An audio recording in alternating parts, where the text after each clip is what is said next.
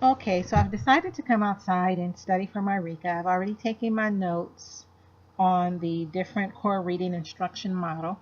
So I'm going to record in hopes that, going over the information will help me to focus and so that I'll be able to listen to it when I'm on move.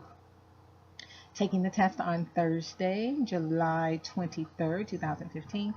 Praying that I will pass. I have rescheduled 2 times already for fear of not passing, but I'll just remember what I tell everybody: this test does not define me.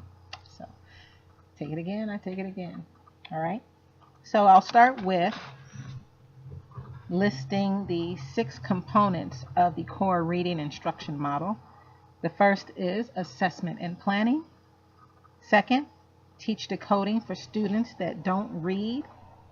Third, teach fluent decoding. Fourth, develop their reading comprehension. Fifth, the roles of oral and written language play, the roles that oral and written language play in literacy instruction. And sixth, classroom planning.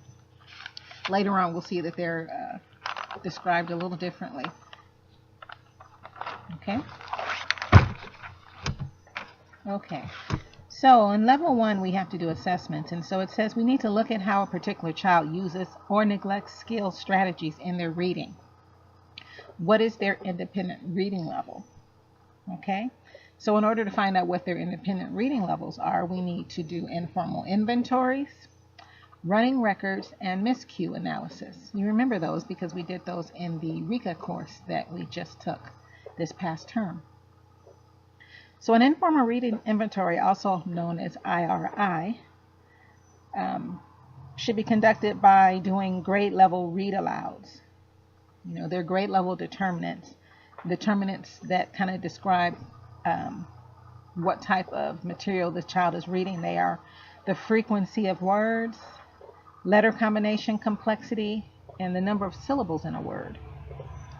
So what happens when you're doing an informal reading inventory, the teacher scores their own copy while the student reads. The teacher does so using standard symbols.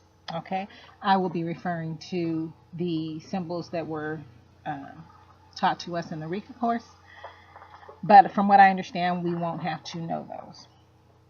So while the child is reading, it's important to remember that no assistance is given during that reading because it is an assessment. It's not a teaching time. It's a place for you to find out where they are. So the goal is to determine the reading level and the process by which the student uses to read. We'll find out what processes they're using, as well as those processes that are not in use, but that are necessary for proper decoding. Okay? There's a post-analysis that's going to take place after you conduct the informal reading inventory. And the post-analysis is when the teacher scores the inventory to identify those skills being used and not used. The teacher then plans individual as well as small group instruction. Okay? All right. So, just for clarification's sake, we're going to start with a word list. Word lists are great because they have words that are presented in regular and irregular phonetic patterns. Okay? So what happens with a word list is you present the child with a word list. They read their copy while you score your own copy. Once they have 20% of missed words, you can stop. This is not intervention time. Again, this is just for you to gain an idea of where they are in terms of the reading.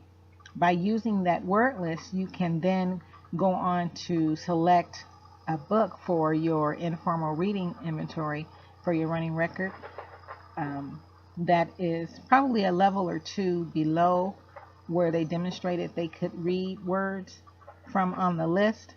That way the student has a chance to build their confidence in their reading prior to getting to more difficult words.